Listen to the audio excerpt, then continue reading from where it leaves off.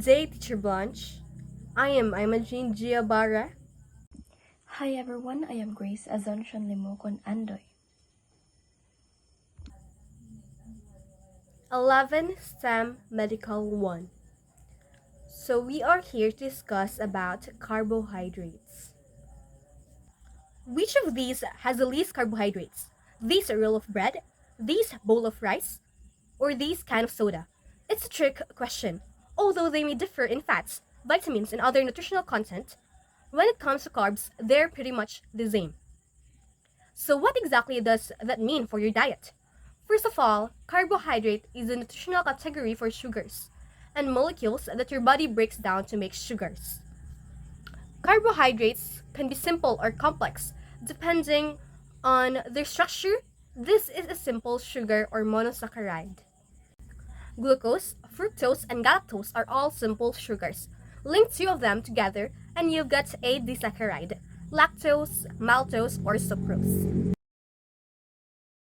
Complex carbohydrates, on the other hand, have three or more simple sugars strung together. Complex carbohydrates with 3 to 10 linked sugars are oligosaccharides. Those with more than 10 are polysaccharides. During digestion, your body breaks down those complex carbohydrates into their monosaccharides, building blocks which your cells can use for energy.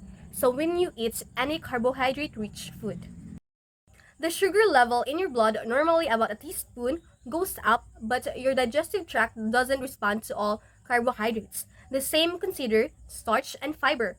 Both polysaccharides, both derived from plants, both composed of hundreds to thousands of monosaccharides joined together, but they're joined together differently, and that changes the effect they have on your body. In starches, which plants mostly store for energy, in roots and seeds, glucose molecules are joined together by alpha linkages, most of which can be easily cleaved by enzymes in your digestive tract. But in fiber, the bonds between monosaccharides molecules are beta bonds, which your body can break down. Fiber can also trap some starches, preventing them from being cleaved, resulting in something called resistant starch. So foods high in starch like crackers and white bread are digested easily, quickly releasing a whole bunch of glucose into your blood. Exactly what would happen if you drank something high in glucose like soda. These foods have a high glycemic index. The amount of a particular food raises the sugar level in your blood. Soda and white bread have a similar glycemic index because they have a similar effect on your blood sugar. But when you eat foods high in fiber, like vegetables, fruits, and whole grains, those indigestible beta bonds slow the release of glucose into the blood. Those foods have lower glycemic index, and foods like eggs, cheese, and meats have the lowest glycemic index. When sugar moves the digestive tract to the bloodstream, your body kicks into action to transfer it into your tissues, where it can be processed and used for energy.